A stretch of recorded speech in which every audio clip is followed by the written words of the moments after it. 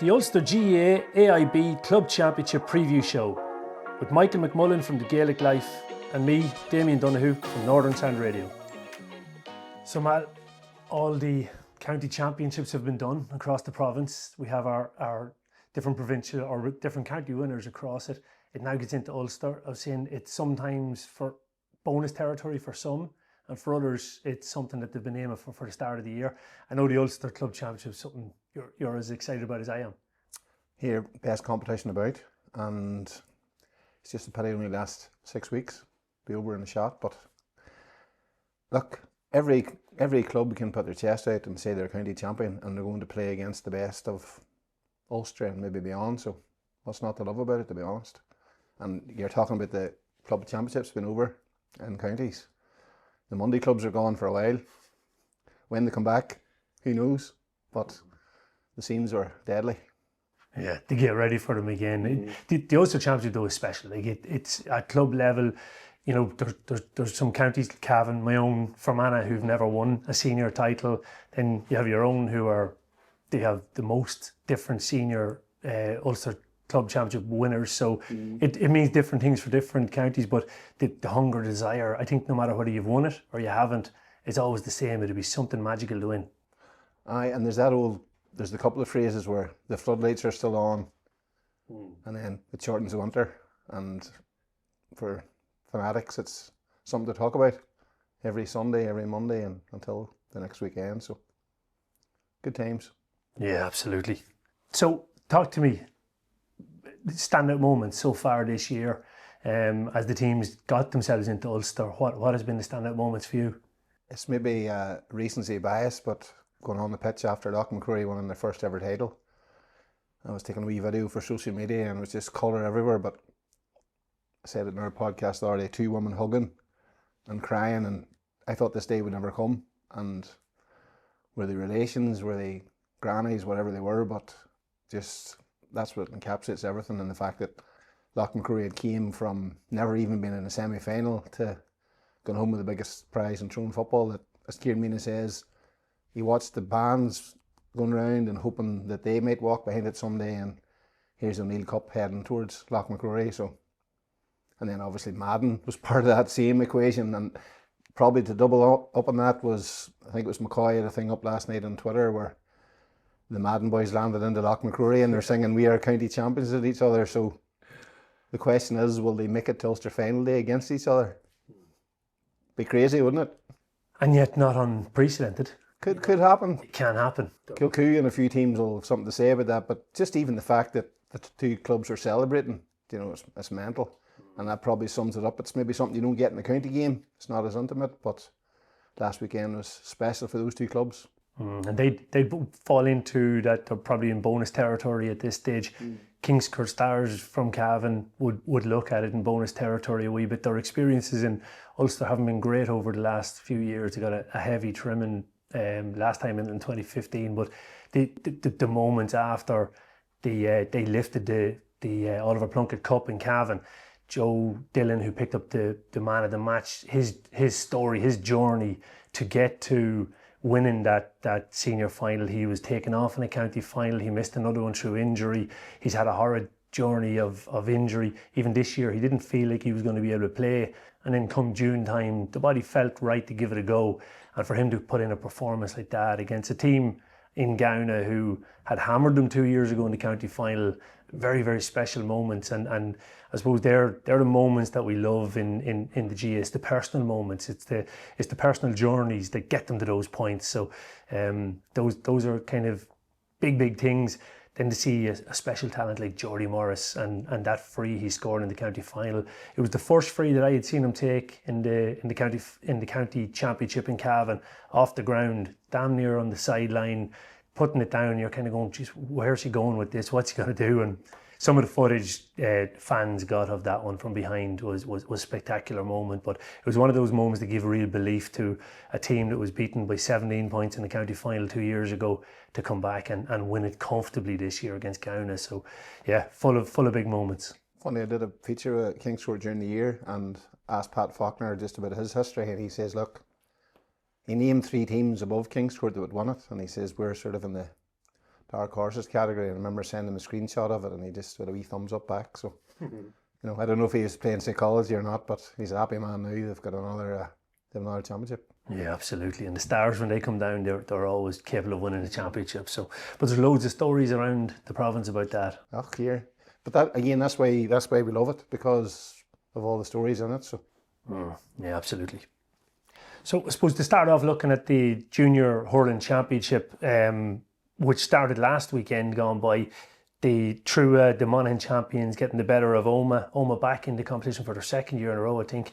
But True getting the better of them, 2-16 to 16 points. That puts them through to the quarterfinal proper against the Antrim side of Con McGee's. So there's a lot of stories in this, because with Ulster Junior, you have teams like Cootehill from Cavan, who are the senior champions in Cavan. They're taking on Lavey, who are in the senior semi-final, am I right in saying, or quarter-final? Yeah, it's a wee bit different. There's 2 groups of 4, and the top 2 in each section go into the senior and intermediates. And if you miss out, then you're into junior, and so that's where Lavey fell in, and then now they have probably come into this fairly fancied, because they were unlucky, Damian, because they were in the same group as Kevin Lynch's and Slaughtneil, and Kevin Lynch's was up first, and it probably ended up like a must-win game, and they lost it. And then, as many teams have tried to do in recent times, try and beat Slaughtneil is nearly impossible. So they were always going to be staring down the junior journey. So here they are, and they're at home to Cootehill at the weekend. So they're a good side. They haven't won the title since 2010, but they've came with a lot of underage talent in recent times, and I think they've got something like, I think there's 10 players that have come in to play senior hurling in the last 3 years. So there's a guy, Rian Collins, playing up front for them. He's a really exciting player. So Cootehill, I'm sure, will know about him, but they've a good side. It's probably difficult for them, because they probably feel they shouldn't be in this competition, and a lot of people probably feel they shouldn't be in it, but that's the cards they have. So if they've got such a young team, it's a chance to get them playing adult hurling, and if they get a run in it. It didn't do Ballinascreen any harm last year, because they ended up getting into the senior semi-final. So that's where that is for Lavey. But I would fancy them to win this competition, albeit there's a lot of hurling still to be played, but they've got the tools to do so. Yeah, Cootehill on the other side, after going back and gaining the senior championship cup back in Cavan, taking it from East Cavan Gales and winning the double, they'll look forward to it. Their last time they won their quarter-final in Ulster, but were beaten in the semi-final stage 2 years ago. So they'll be looking to go on better, but they've been dealt a heavy blow, because the Derry champions are quite strong traditionally. I suppose then in the quarter-final number 4, then Trua, who came runners-up in Monaghan, taking on the Antrim champions, Con McGee's. I suppose that extra game might just serve True. Should be an advantage against the Antrim champions. But again, you're coming up against an Antrim team at this level. They are the outright junior champions in Antrim, but they're always very strong anyway. Good story in there. Their Camogues are playing next weekend in the final, and their ladies footballers were in Ulster. So and I actually interviewed the captain, Owen McCusker, and he says they were sort of inspired by the ladies around the club, because they were winning everything. Yeah.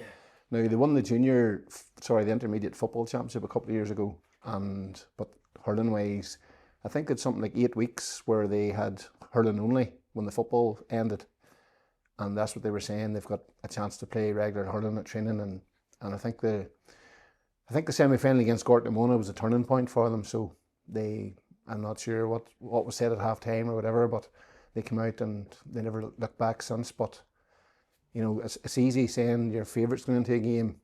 You still have to go and deliver. So that's that story. But that's back to the club championship stories that we always talk about. And there's a club with the 3 codes. So that's the Glenravel story. Yeah, it's a hell of a good story. Cuchullin's from Armagh against Erin Gales on Saturday evening will make up the quarterfinal number 2, and then in quarterfinal number 3, Castlewellan from Down against Burt from Donegal. Again, Burt from Donegal coming in having lost the semi-final. It's probably a wee bit like Derry. They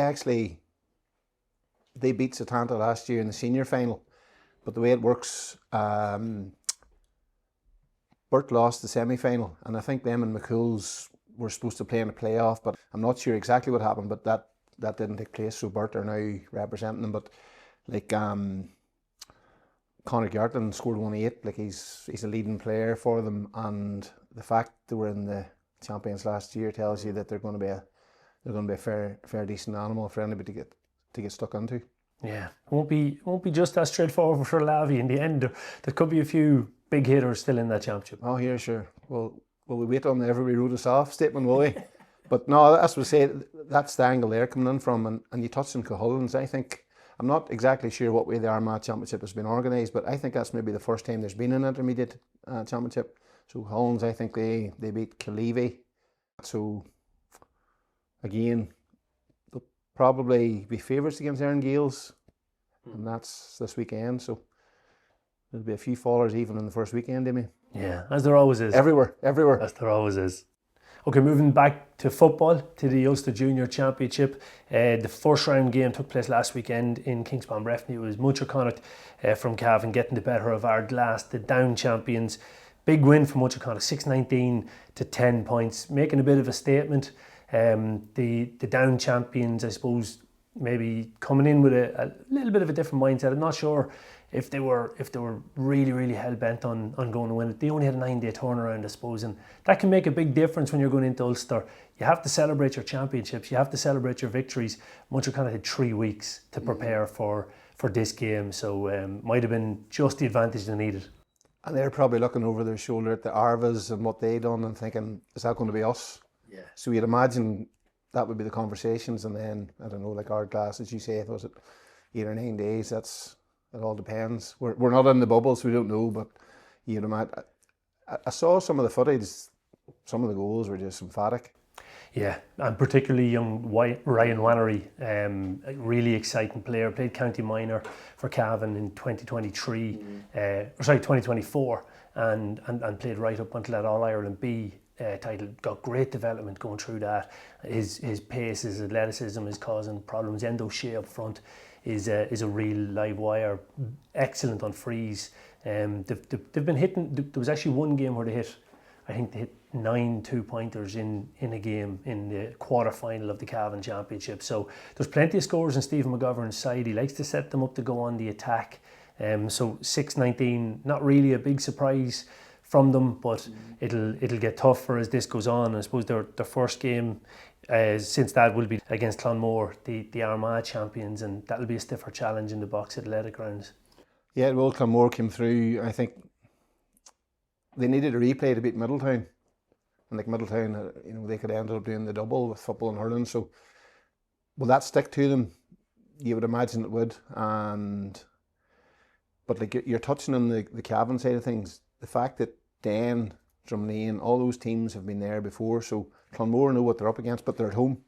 Yeah, and home advantage is huge. It is. You know that eye of the land. So, and the other thing is, I would imagine they would have had a few eyes in Breffni that day. You'd be silly if you didn't. So maybe the fact that they might spend the week honing in on the 6-19, and maybe that's where an upset comes from. But not sure. Don't know enough about Clonmore to judge it. But if you've had a replay in there, it usually tells you there's a wee bit about you. So yeah, there's character. There is. The Fermanagh champions, Donohoe, taking on St Agnes from Antrim. Donohoe, I was just looking through, in their 3 games to win the championship, they scored 8-52. Some scoring. They're going to be a high scoring attacking outfit. Gary Maguire, the manager, seems to want to set them up to go on the front foot. That's what we want to see. Yeah. St Agnes lost the final last year to St Congles. I think it was pretty close. I think it was only 3 points on it. But they haven't lost a game all year. I think they drew 2 league games and then obviously won all their championship games. So, but they know they're going to be up against it now, as you say, if Donohoe are coming in there. But you're talking about that scoring tally versus a team that hasn't been beaten. So something has to give. Yeah, you're talking about 2 counties that mightn't have a very strong tradition in the competition, so they'll both fancy that. Well, it gives them a chance to get a crack at it, and maybe as you say, maybe they saw the draw and think, well, why not us? Yeah, Yeah, let's give it a rattle. Slough McManus from Derry taking on Clogher from Tyrone. Tyrone have a great record in this competition. Yeah, and funny, last year, was it Killishall came in and Craigban beat them in the first round, and the momentum Craigban took from that going forward would have been immense. Slough McManus probably left their best performance for the Derry final. They were playing intermediate league football, but playing in the junior championship, and they were winning, but it wasn't very convincing. But then it came to the final. Probably the interesting one from this one, they play with a fly goalkeeper, doesn't do goals apart from the Derry final, because Owen Quigg of X Factor fame was playing full forward for Derry Trasna, and they had a sort of a big man, small man forward line. So the goalie decided to stay in. So you just want, and it was quite surprising that they changed their tactics for one day. Usually managers never change. Yeah. So they did. So Clogher maybe have had a look at that and see that might be something that will change. Clogher, Cookstown and Drumrara were the three biggies on that side of the draw that got towards the end, but Clogher came through, and I think Drumrara needed a draw, needed a replay to beat Cookstown. So if you're beating a team that needed a replay, there's something in there as well. But just looking down here, Clogher, like Mark McConnell, Kieran Bogue, they starred in the final. But again, if they kept their performance to the final, Slough McManus kept their performance for the final. Do Slough McManus take sort of, I don't know, inspiration in the fact that Craigban came in last year? Because it's usually Monaghan and Tyrone are the biggies, and you look out for them in the draw. So, but at the same time, I suppose if Drumrara haven't won it in recent times, it depends how happy they are with their lot. But you could imagine they're going to try and follow, like Stewartstown a few years ago were going to All-Ireland finals that year where Galway went to it as well. So maybe they'll want a bit like Cavan, maybe they'll want a bit of it. But the Slough McManus team, I've liked what I've saw so far, but no doubt this is their biggest test. Definitely is going to be their biggest test. And then just across the border from Clogher in Demi Vale, who have won this title on two occasions, 2009, 2013. They've got a former Monaghan footballer, Owen Lennon, managing them. See that, who has a lot of senior experience. He used to manage King's Court. He's managed his own club, Latin. So he's bringing huge experience. They beat Air Ogan in the final with 3 points to spare on it. By some accounts, wasn't their best performance of the year. But they're going to be coming in all eyes on this prize. Like they're looking for it again. Maybe the tie of the round. Carndona, like, it'd be very hard to see a case where Conor O'Donnell doesn't get an All-Star, like a real All-Star. And I think he scored, check my notes here, he scored 1-8 in the final. But they had lost last year to Iskakeen, and they went all the way to the All-Ireland final. And I think they lost the final maybe a couple of years before that as well. So the hunger thing always kicks in, where they've eventually got over that line. But Donegal, like with Iskakeen getting over the line last year and going to All-Ireland, they've maybe starting to build up that tradition in the competition. So I feel this maybe is the tie of the round, and you might see a winner coming out of this one. But Clogher and Slough McManus might have something to say about that. Yeah. And then your good old Cavan mates. So we're talking around in circles, aren't we? We are. We're giving everybody a chance. We are. At this stage. Then the final quarter, if I go back to Munchauconnet against Clonmore, that's one that both will look at it and say opportunity to get into that semi-final. Maybe both coming in a little bit on the radar because, well, Cavan champions have been strong, as you mentioned, but there would have been a feeling in Cavan that maybe with those big hitters, you mentioned Arva had played Division 1, Knockbride had been playing Division 1, Drumlane had been played High Division 2, Den were the same, but Munchauconnet were Division 3 team. They got out of Division 3, they're in the league final again in Cavan, but they're coming up against a Clonmore side that'll fancy their chances, so it's all set up nicely. Come Monday, we'll see who the fallers are. So the Intermediate Hurling Championship then gets straight into 8 teams into it, straight into the quarterfinals, nice and simple.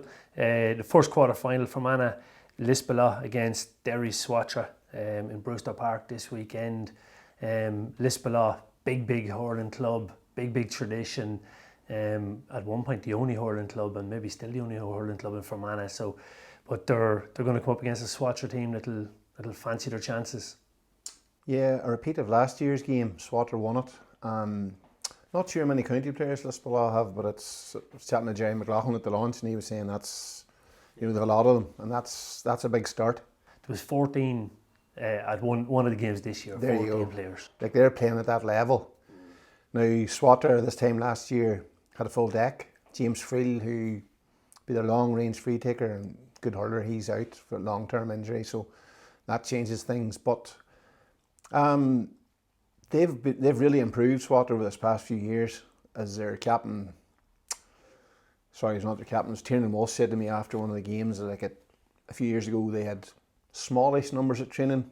Now all of a sudden everybody wants to be part of it, so there seems to be a good, I don't know, it seems to be like a good group to be part of, and that's helped them. They've come up through, but they've unfinished business. They'll probably feel they could beat Kerry last year in that final down in Lochgiel. Like, obviously Kerry were a good side, and it was an emotional day. They had loads of, you know, stories in their club that time. You know, there was bereavements during the year and all that, but Swatter, from chatting to them, they feel they left it behind them. But they've come back the right way. A bit like we were talking about during the junior, Damian, they made it to the top two and played Slaughtneil and hurled with them for a while, but then eventually, you know, Slaughtneil were always going to pull away. But Swatter then realised, right, we're back in this intermediate gig, and they won the final, and here they are. And I have to admit, I expected them to win it. You know, if they had ended up in the senior final, that's a different debate, because then they're out of intermediate, but they're back where they would have wanted it to have been, although they'd wanted to play in the senior final. But if you've lost that thing last year, that has to be itching away at you. But Lisbon, likewise, will be looking at this game thinking, you know, look where Swatter went last year, and like 14 players, Damian, playing at that level. Like, yeah, they won't be far off it. Swatter have plenty of county players as well, but not at that level. But I've never seen Lisbon playing, but if Swatter come out of this one, they'll be well enough placed in this competition, I think. Yeah, I think so too. The second quarter-final in Monaghan champions, Castleblaney, after, I suppose, they are the powerhouse traditionally in Monaghan.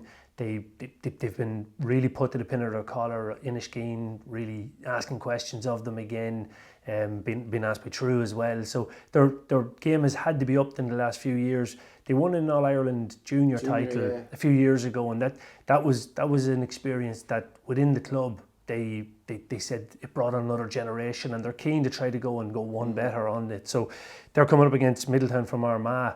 Not a big jump over the road for them, so this will be another tight one too.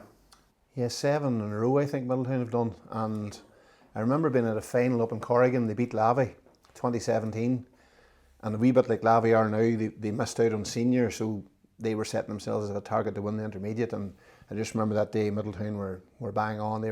I think they might have lost the final since that as well, Middletown, so they know what it's about. And if you've won 7 in a row, you start to think, well, we need to go to the next step. But that's what they say. Like,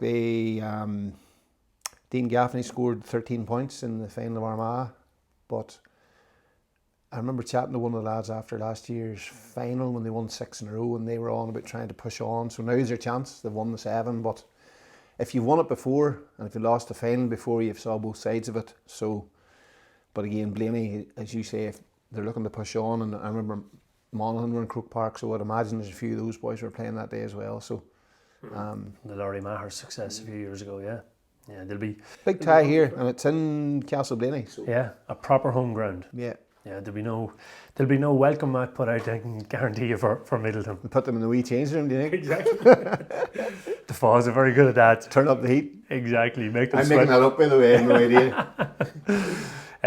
Quarterfinal number 3, St. Eud's Donegal taking on Aerogue from Tyrone. Tell me a bit. Yeah, well, Carrickmore, I think their Camogues play this weekend against Crusherlock. Not Crusherlock, Crusherlock. You got to get the pronunciation right. So that's the story there. So there's a bit of tradition going in the club as well, and 32 championships I think they won. I think that's hope my facts are right here. So they've been walking the walk in Tyrone, but it's now getting into the.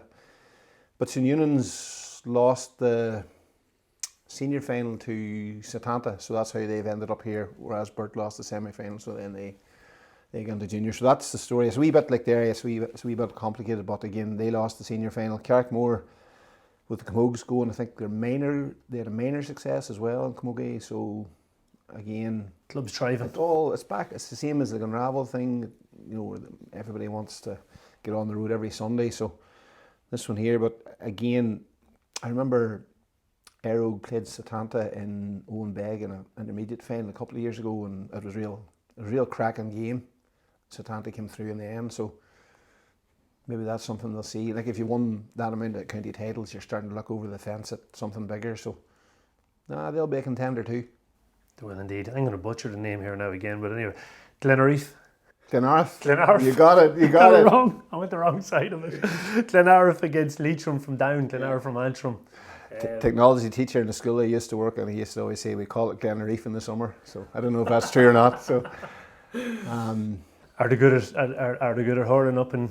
Well, Glenariff? They won the minor championship in Ballinascreen last year, and I think I was chatting to Conor Patterson up at the launch the other night, and I think 3 of those players have now stepped on, not to become their 3 best players, but 3 of the best players, and that has helped them. And he said something about 5 years ago, I think they played in a quarter-final and the 17 players, and now the 34. So, you know yourself, numbers helps. And he kept talking about we're not just bringing in hurlers, we're bringing in quality hurlers. So, and he said that halfway through the season they met Cushendun and they lost by 19 points on a day when they were missing a couple of men.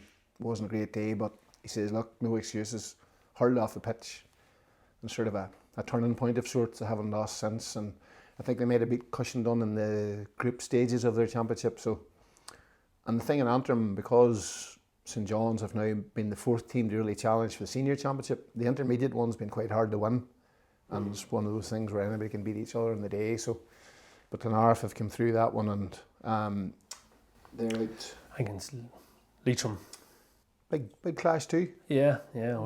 Dual club in Leitrim. They're really pushing on. They have experience. They won the intermediate football a few years ago in Down. So there's a lot of the players still involved in that. I think they exiting the championship helps them. But yeah, be a big clash. And they won this 3 years ago, I think, as well, if I'm right. And again, one of those dual clubs as well, where you've got all the codes have chipped in with success over the years. But again, we've said this a few times tonight. This is probably one of those ties of the round where whoever wins this one will fancy themselves. But like if Glenariff, I've mentioned that turning point in the middle of the year, and it really drove on in terms of numbers. You know, I think they finished top of the league as well. So a run on Ulster would definitely help them. But they're getting your nod.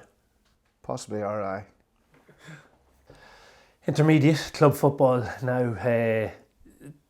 The first game coming up this weekend, Glenullen, Derry champions against Moneyglass. Glenullen, by some, this is the fourth attempt? Third title in 4 years. Third title in 4 years in Derry.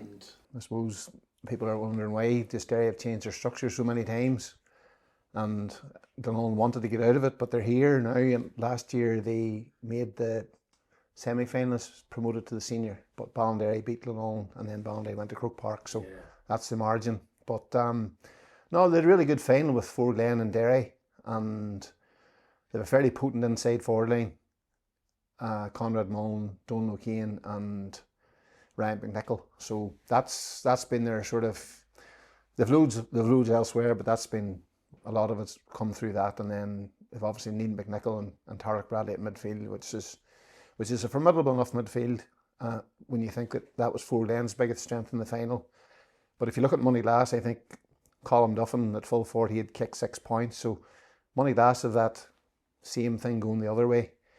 Benny Martin took over to manage them, and I think I read somewhere they had something like 16 or 17 players gone from last year, maybe across reserve and senior.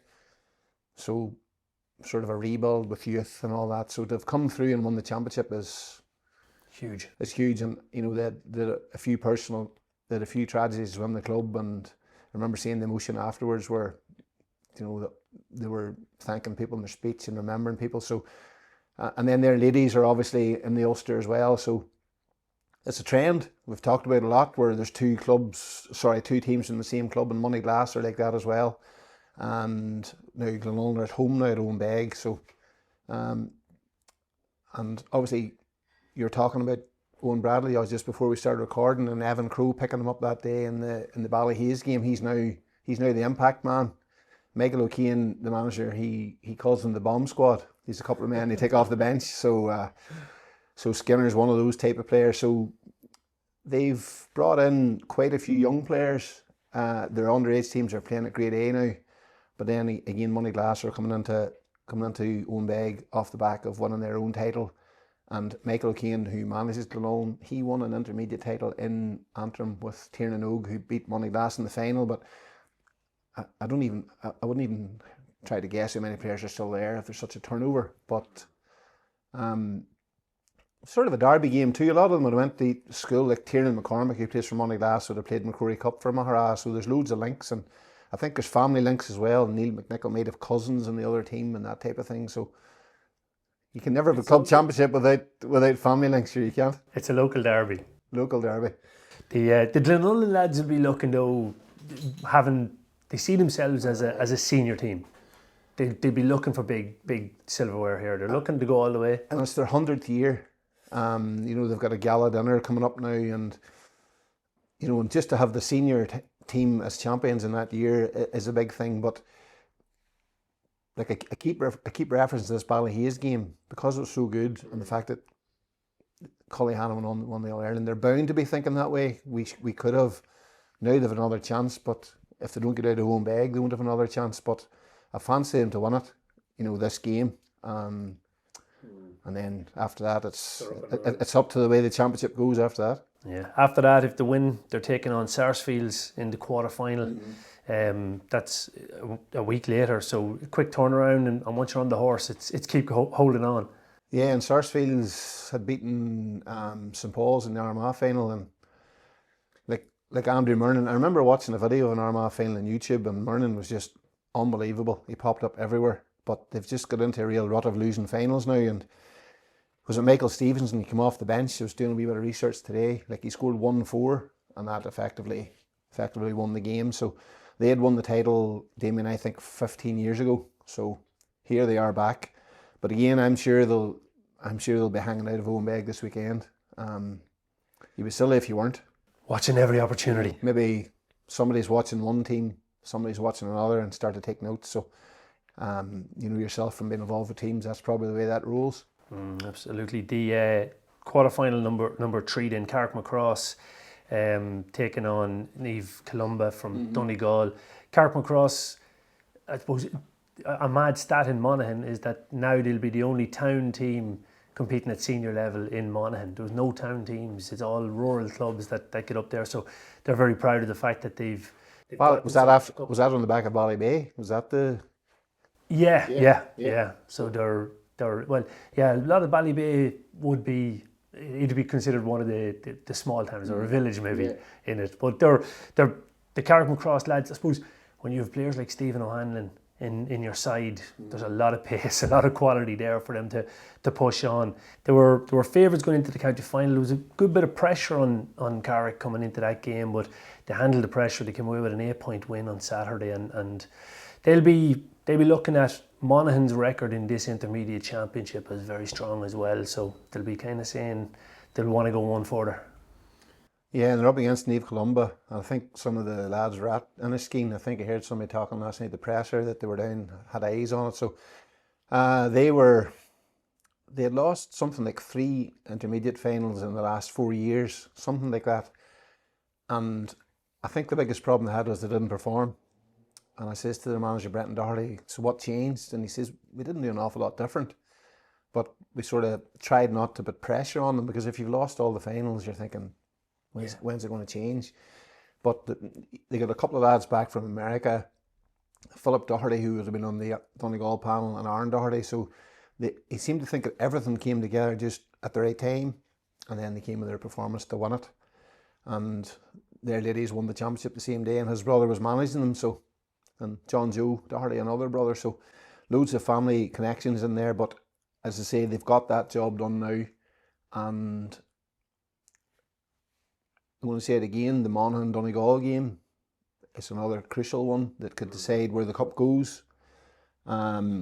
It's where's the game at? It's a home game in Inniskeen. Inniskeen. So, and that's where the final was. So that's does mean quite a bit. But like, Naomh Columba they've had their fair share of county players all down through the years, and then they had a poor record in finals. They've now changed that. So again, you're in the Ulster, you're in the bonus territory. Maybe it's not for them, but it could be. But a cracking game here. I'm looking forward to see how this one pans out. Monaghan use every advantage they can because they're bringing the Donegal champions to the east point in the county. They're at junior level. Emmy Vale are bringing the side down to the most southerly point in the county in Clonus. So they're good at using all three county grounds when they need to, and then Castleblaney and the hurling using their home ground properly. So having three county grounds can be a big advantage sometimes. Use whatever you can. Yeah, that's it. Why not? Inches count. They all count. Quarterfinal number 2 then, it's Donohoe against Saville. And again, we talk about, big hitters in this competition. Tyrone are as big as they come. They are. I remember going on the pitch after Errigal had won Ulster last year, and the first, I think that might have been the day Donohoe got relegated or the same weekend. And one of the Errigal boys was saying, like, they should have beat us in the championship. It wasn't at the game, but I think it was either a decision or a moment that effectively decided it. Errigal went to Croke Park and Donohoe got relegated. I think it was that same weekend or close to it. But here they came back. Decky McClure said at the press launch, I think they won all their league games. It was game by game, as most people say now anyway. So they had their 15 league wins out of 15, obviously, and then they got to they had 3 commanding enough ones in the championship, but then Eglish in the final. PJ Laverty got man of the match. He scored one of their goals, and that proved the difference. Kevin Madden's in managing them. He was with them last year. But I remember being at the game where they just about edged out Cull Island, and you're thinking to yourself, where are they going? And then they nearly beat Errigal. But now, I would say that I can't speak for them, but you would imagine getting promoted back to senior is the biggie. But again, now you have a chance to, like, it's the same all these competitions. It's probably one of the best. Like, Sean Kelly probably deserves a lot of credit for bringing in he's basically set up a situation where no matter what code you're playing in, you could be 4 games away from Croke Park, no matter what size your club is. So Donohoe down a rabbit hole here, but Donohoe's down that avenue now. So they've got their home silverware tucked away. Now Saville, it's a home venue for Donohoe, I think. Yeah, they're at home. In the Healy Park. The Tyrone teams are at home. That's a double header with the senior game. So, and Saville. Saville, I suppose they have experience having got into the Ulster competition in 2022 to win that intermediate. Carduff beat them in that intermediate quarter final, but they have a hell of an ace in their pack in Pat Heveron that, he's going to cause problems no matter who he's coming up against. So the Down champions don't have a huge record in this competition, but you'd have to fancy them with quality like that. Depends where they use Pat. Yeah. I suppose that's what Down found. They had him at midfield, they had him at full forward, and you want him in both places. Down needed 2 of them, so I'm sure Saville will they be trying to clone him this week. But no, funny, I was talking to Marty Rourke up in Canavan's the other night, and that's what he said right away. He says, like, look at Donohoe's sort of winning record that you're trying to eat into, but Donohoe, as I say, they're probably the team that jumps out at you for winning this competition. Whether they do or not is another debate, but yeah, you fancy them on the home venue as well. Yeah. But again, what do we know? Predictions is a mugs game. we know it too well. And we're a pair of mugs, there's no doubt about that.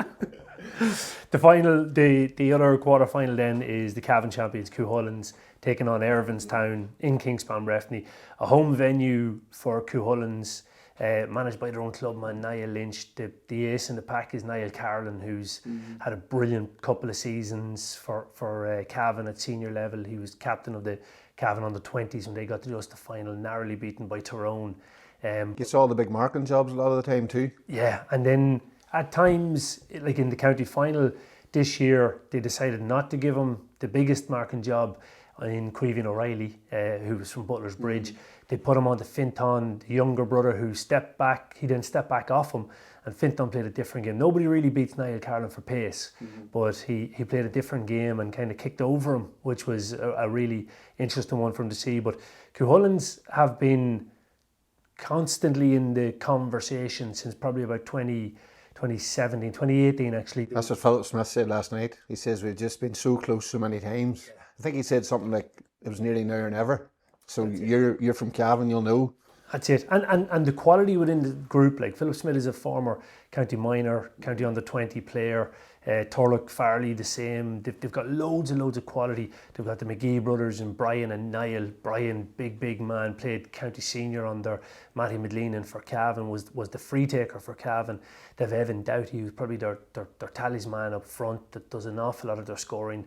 Adam O'Reilly. There's a lot of quality in this Cuchullin side, and they saved their best performance for the county final. So it'll be interesting to see now. They're coming up against an Irvinstown side who've scored 619, or they scored 619 in round one alone.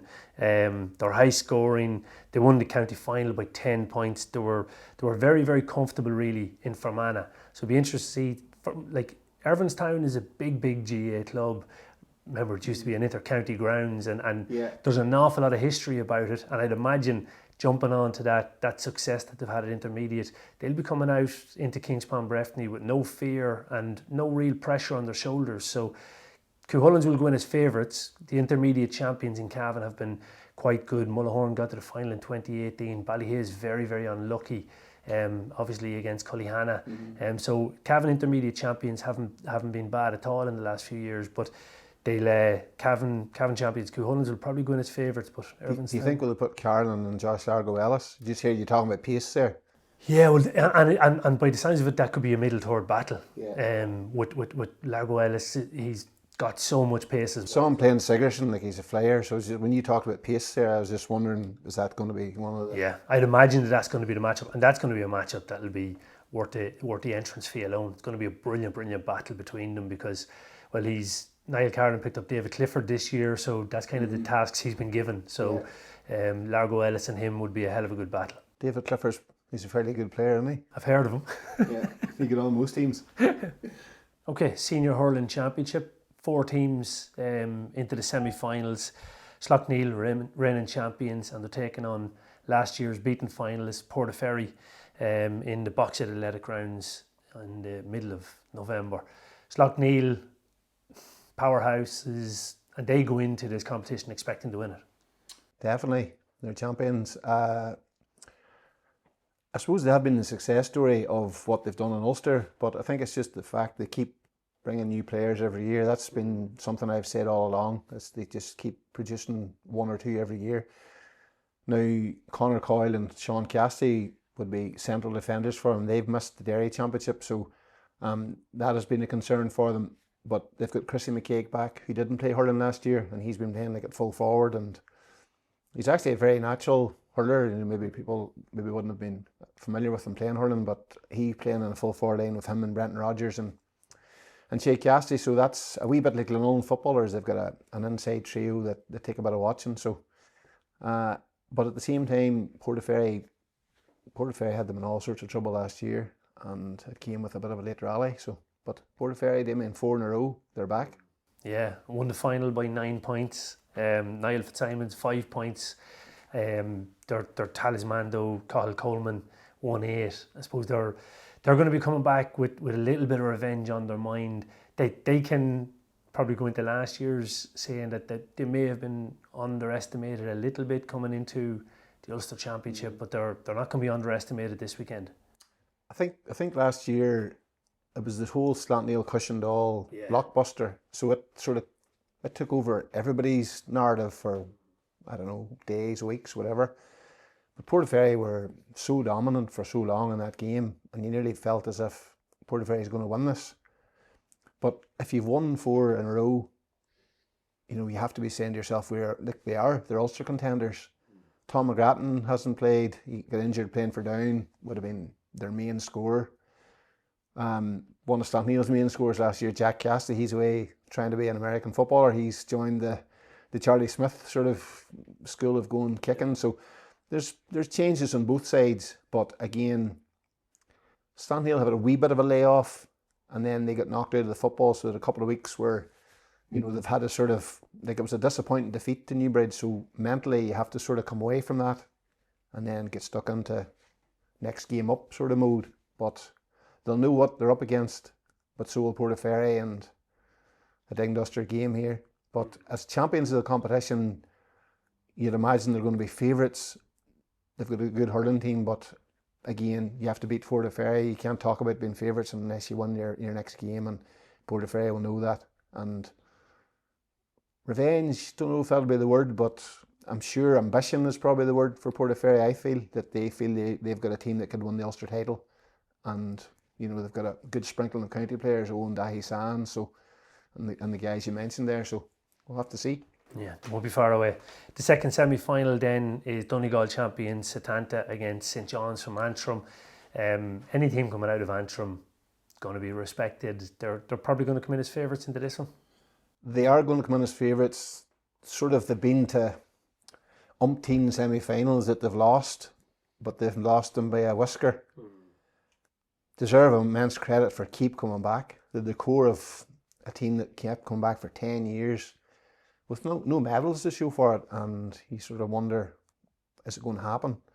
They had two massive performances. I think they actually talked about the Rossa game being significant in the quarterfinal, and then Cushendall, and then they still had to go and win the thing at the end of it all.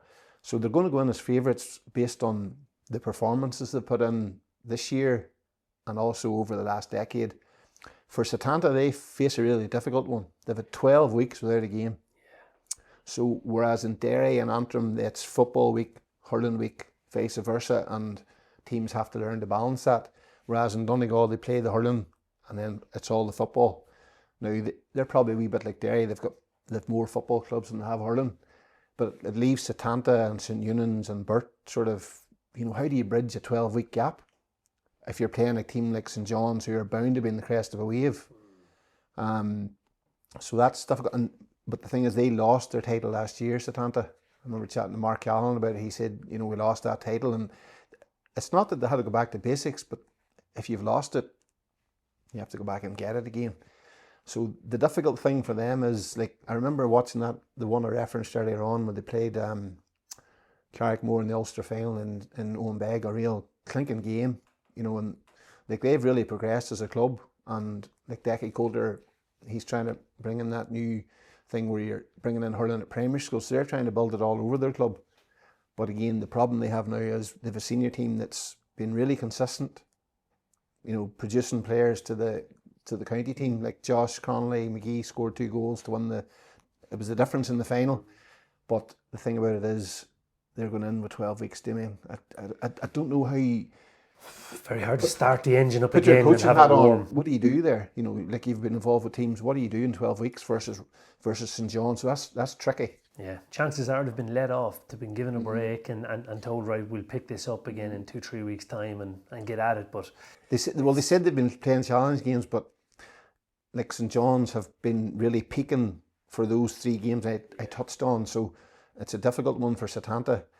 And I suppose with St John's thinking it took us so long to win the Antrim Championship, I don't think bonus territory comes into it with them. They're bound to be thinking to themselves, we're going to see, can we win Ulster? yeah, when are we going to be back here? That's There's what I no mean. guarantee from Antrim. There's no guarantees because it's took them so long. So there's a very extreme, 2 extremes here. But I think it's unfair just on Setanta because they're left, you know, with 12 weeks. I don't know. I suppose it's not something we're going to solve now, but it leaves it a difficult set of preparations. Okay, so on to the Senior Football Championship, and it starts, I suppose, with a big one. Newbridge, 2 in a row in Derry, and they're taking on Dunloe, which are, I'd say, just showing the ability of a team to be a dual club and bounce. Yeah, definitely. The buzz around Dunloe was amazing. The big debate is Crea Concrete. It's a business that's based in Newbridge, owned by Dunloe, and Dunloe celebrate on the Crea Concrete lorry every year, going home with the cup. So this year it was football. But Newbridge, back-to-back champions, they had 3 really good performances in the knockout stages. I suppose that the topic of conversation was Dungiven beat them in the first round, but it was knockout, and as their manager admitted, they deserved nothing from it at all, and then came back, had a couple of victories, played a quarter-final against Steelstown that they could have lost, semi-final against Slantneil they could have lost, and a final that was decided in the end up, as much as they played well, Maher felt it a 2-point chance that went wide, that it took it the extra time. So Newbridge, on the back of those 3 really, good, solid performances, so that's where they come in. They played Clonairon last year, and it went all the way to as most Ulster club games do, to the last maybe 5 minutes. And I don't know where you can say Newbridge come up short or Clonairon pulled away, but that's how close it was. And then if you go to Clonairon versus Errigal, it was, potentially, I know Rory Canavan had a lot to do with it, but so that's where Newbridge are bound to be thinking about that. And then you've got Loy coming in on the back of never having won it on, is it 80-something years? Yeah, 1936. Good man yourself. We needed somebody to get the fact in. So they've got so much experience, Damian, I suppose, they were in a final a couple of years ago, and then a lot of them are dual players who are playing regularly in finals. When you have 5 or 6 of their key players are playing, like top quality hurling for Antrim, at the top level. So they've plenty going for them. Play quite similar, the way they play, all action, attack-minded football, loads of different players you can score. So the styles would appear to be quite similar, but Newbridge be fancied from the point of view that they had those 3 big games. But like the lawyer, some story. Like we spoke earlier about probably the magic of the club championship, and I probably forgot to mention that one. I wasn't at the game, but just watching the scenes of somebody coming home, having won the cup, for the first time, and in that generation was amazing. And then Newbridge, they placed a lot of value on back-to-back, because they came to the final last year, they played against Glen, and they really fitted in and won it. And then I suppose then to back it up says an awful lot. So with Newbridge after going back to back, then you have Dunloy, first championship since 1936, and they're taking on Madden, who are the surprise package in an Armagh championship that was just blockbuster. They were, I suppose, it was surprised that they came through in Armagh. Yeah, you're going to have one team in the semi-final that's got very little history in it, yeah. But Madden, like Sean was talking about it to me over the weekend, Sean Casey, he says, you've never had a more convincing county final victory. It was actually a poor game for a neutral, that's how convincing it was.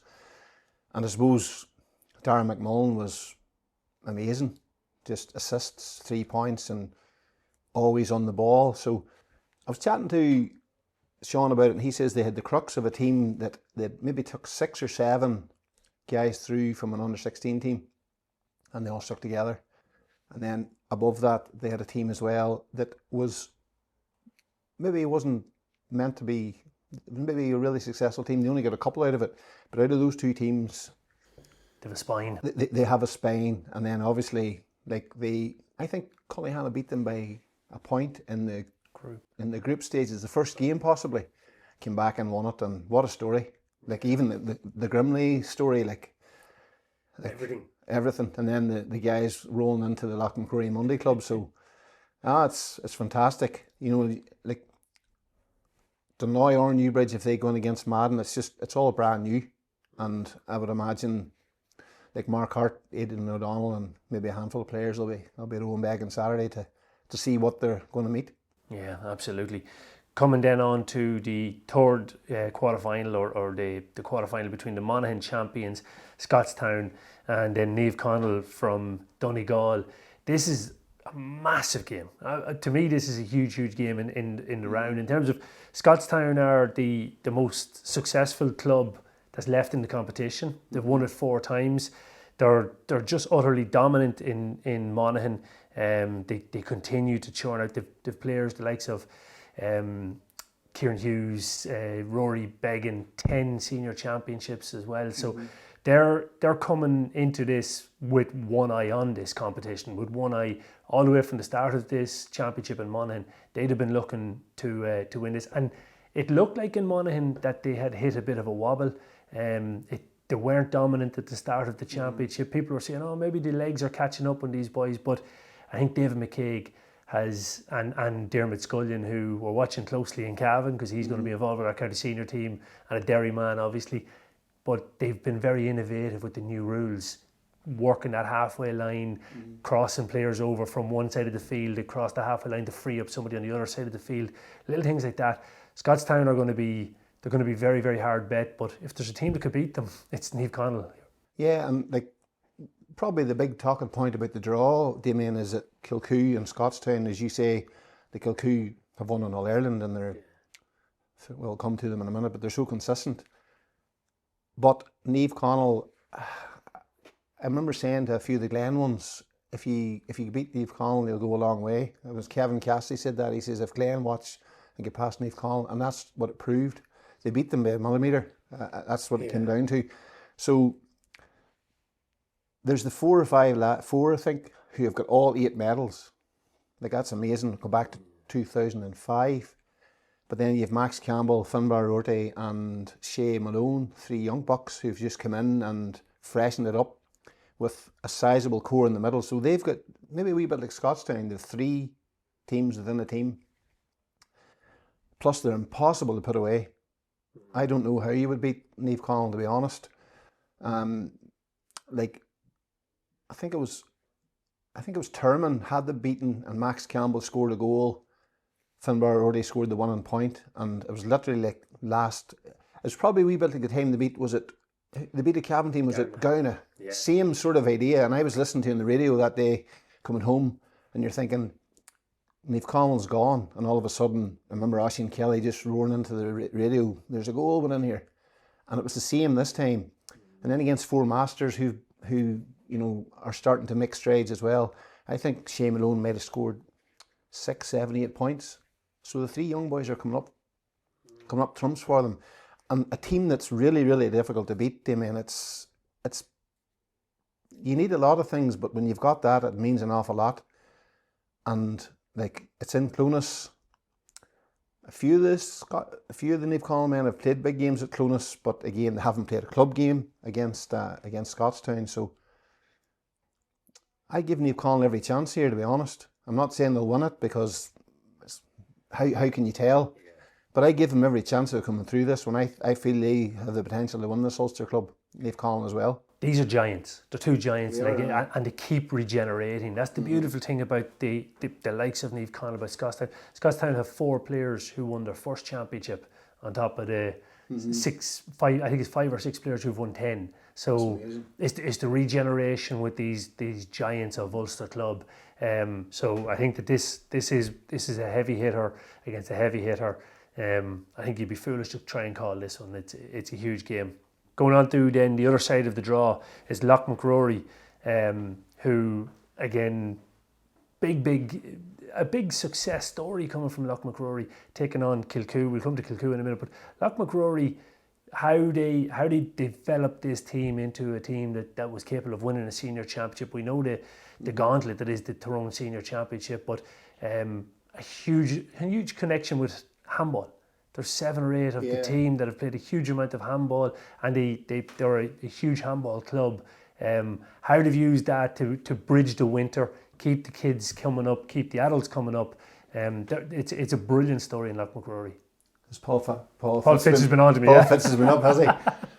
But even their whole facilities, I think somebody quoted this to me. It was the day before they played. Now they got their mast changed to sit the county final. But I think the day before they had a park run. I think there was 100 people at it. Yeah. So it seems to be like a vibrant community place. Yeah.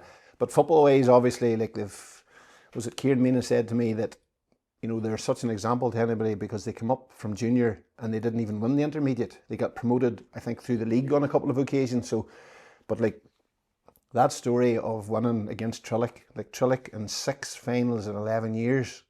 So that's an experienced core of players versus never been in a final. They were very nervous at the start, but if you took out that start and obviously the couple of goals, they were immense. They really were. But now they face into a completely new journey, because like if you've never won something, you have to you know, they would have invested everything to win that cup, and they did. So people talk about party and Monday Club and all those things. It's just, how do you actually get that pep again? That's the challenge for them. I'm not saying they won't, but that's probably the biggest challenge of all for them, because Kilcoo, 13 titles out of 14, 14 finals in a row, 7 in a row. It sounds very... And they've obviously won in All-Ireland in a game where they won it with the last kick. Probably a wee bit like Leave Connell, one of these teams that are very difficult to put away. And the other angle is Conor Laverty versus Kieran Mina. When he was managing Down, they concocted a plan that nearly beat Armagh. And they were spending time together, so much time, all of a sudden they're in completely different corners now. So interesting wee aside. There's a huge amount in it, but Kilcoo are coming into this game, and they've come into this season, as they do every season now. Their target is probably not only just Ulster. They've won 2 Ulsters in the last 12 years, but they both came in the last 7 years. They've been in 6 Ulster finals. They've had their battles in Down, which is going to be very, very important, because was it a 6-point win in the county final over Carryduff, a 1-point win, which was a phenomenal game against Clonduff in the semi-final. Everybody's seen that. And then Loughlin Island, 2 points in the quarter-final. There's been nothing really easy for Kilcoo, but we've seen this in the past, and then they hit into Ulster. Their win over Scottstown last year, having lost to Scottstown the year before. It nearly feels like Kilcoo and Scottstown have unfinished business. The trilogy is still to come. Yeah, there you go. And like the signposts mean they could meet in the biggest game of all. But I say this about a lot of teams. The intrigue, Damian, is the team that keeps coming back year after year. You know, and the hunger, like you might say, well, they're expected to win the Down Championship. But Damian, you have to keep winning it. Yeah. You know, talk's cheap. You've got to win it, and they keep doing that. And I suppose they've got a good setup all overall. Like Martin Corey's in there, Joe McMahon's in there. Like, so they know what they're at. Yeah, and they're an incredibly driven bunch of players, because if you look back to that first success in 2012, you've the Johnstons, you've obviously Conor Laverty, you've so many of the players still involved, Brannigan, you know, that you're kind of saying, how do they keep coming? How do every single year they keep reproducing that hunger, that desire? And it's not as if Down are very, very weak in terms of the club championship. It's a strong club championship, but they seem to be able to win whatever way you want to play them. And that experience of Ulster club, it should tell against Loch McCrory, but you just never know with a throne champion. You never know, because like Loch McCrory have had a scrap for all the results. Like Nathan Kelly was chatting about, just, you know, having to see out tight games. Like the Carrickmore hit them with I think it was a penalty, a goal anyway. I think it was a penalty. They were able to come back, and then obviously as the game went on, you felt Trillick might have twisted the knife, but they didn't. So Loch McCrory were left standing. So it's a good quality. I go back to my very first point. It's just getting that spark again. I'm not saying they can't, but that's the challenge, because they've obviously got the footballers, and I suppose in Owen McElhone and Rory McCullough, they've got a couple of like 10 points out of 18, you know, and they're 2 exceptional players. So they have the tools, but again, it's just where they can rise to it. I know they're at home in Omagh, but again, Kilcoo have been around so many corners that, you know, they're going to be a formidable challenge. And to be honest, it's hard to say this before a ball is kicked. Kilcoo be favourites for the title, based on being an All-Ireland champion, always been there and always delivering. But the magic question is, will they? That's what the 6 weeks are going to tell us. Take us back then to 2015. Kilcoo came down to Kingspan Breffni, and they annihilated the Kingscourt Stars when Kingscourt last won that senior championship. It was a 19-point win. Kingscourt have waited a long time to get back into Ulster. They're taking on Aaron Gales, managed by Declan Bonner. Big back-to-back win, and Ulton Kelm being the absolute star that everybody wants to watch. And can Kingscourt curtail Ulton Kelm? But on the other end, can Aaron Gales curtail Geordie Morris, who's in the form of his life, the performance he put in the county final, both from what he scored, open play, frees, even a nice little moment in the final. He came into the team, obviously having not played any league football because of his county commitments with Meath, and he replaced a young lad called Micheál Gargan, and Gargan had been taking the frees the whole way through the league and been playing brilliantly, but when you've Geordie Morris to come in, somebody has to lose out. He gave him the last free of the county final. So Geordie Morris has become kind of a loved character around Cavan. We kind of want them to come over and play for the Blue, but I don't think that's going to happen. But talk about box office. Ulton Kelm one end, Geordie Morris on the other end. It's going to be some battle. Yeah, funny. The first time I saw Morris playing in the flesh was against Galway. Saw him on TV, but he was amazing. Even that tackle that I think he ended up finishing the goal. But I suppose the talking point is Paddy Faulkner.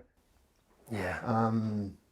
It's big news. I remember that goal he scored, was it against Monaghan, where he literally drove through the middle of the, and that was an important score. In the Ulster. So now at club level, I suppose my question is, how big a loss is he? Can they absorb it? I don't know. I don't think any team can do without what Pádraig Faulkner does for them. Take it back to the county final, and Gowran got off to a good start, and there was an injury to Oran Cunningham, and they needed, the next score was vital because Kingscourt were behind, and Pádraig Faulkner just got the score, took the ball, went into the corner, stuck it over the bar with his right foot, had no room to take the shot. He was clattered after the shot was taken by two Gowran players just coming for the ball. But that's the leadership that is very, very difficult to replace. So they're going to be looking at the likes of Paddy Mead, the likes of Peter Corrigan, a few players like that to really, really step up. Dermody has been playing really, really good for them at wing half forward. They probably have enough tools in Kevin Curtis that they can compete with anybody around the middle of the field. But it's just those moments that you need. They can play Pádraig Faulkner at full forward, midfield, full back. It doesn't matter. He'll do a job for you. You can't buy it in a shop. No, you can't buy it in a shop. It's years of, and they've been used to him doing it, I suppose, as well. Yeah, that's it, and that's a big, big blow to Kingscourt. So, look, it'll be interesting to see now. Will they be able to manage it? Listen, there's still rumours going around that he might just fly home for the game and back out again. So. It's hard to know. Nobody's ever told the exact story of what's going to happen, but everybody will be watching the team sheet ahead of this one for Aaron Gales. But you and Paul will be watching the warm-up, will you? Binoculars? Closely, very closely. I suppose to finish up, Kilcoo, I'm going to put you on the spot. Who's your favourites? It's a very difficult question because there hasn't been a ball kicked. Yeah. It's impossible to answer. If you're putting a gun to my head and saying pick one, you're probably going to pick Kilcoo. But to be honest, what are you basing it on? You're basing it on what they've done in the past. And if you look at what Loughmacrory, what went in the past was irrelevant. They came and won a championship. So I hope, as a neutral, I hope there's loads of twists because, as we said at the start of the podcast, it's a magical competition. But again, as I did say, you have Scottstown and Kilcoo on opposite sides of the draw. I think it's up to the other 7 teams to stop that final happening. It could happen. I'll go back to Niamh Connell. I believe that Niamh Connell, if they could come out of Clonus, they could win it. The only thing is they're missing Kieran Thompson. I forgot to mention that earlier. That's huge, isn't it? He played 50 games in a row for Donegal and then gets injured in All-Ireland final. Like, what luck? Yeah. And Martin Regan was saying, like, even since he got injured, he's at training. It's a bit like Paddy McGrogan last year for Newbridge. He's leading it, but he's not leading it. Like, he's not going to be, that left leg when they're a point down, to get an equaliser, that's not there. But most of the games will come down to a knife edge. But the Scottstown Niamh Connell one's probably the most interesting one because probably based on the fact, Damian, they're teams who have walked the walk longer than the rest. But do you know what would be class? A first-time winner.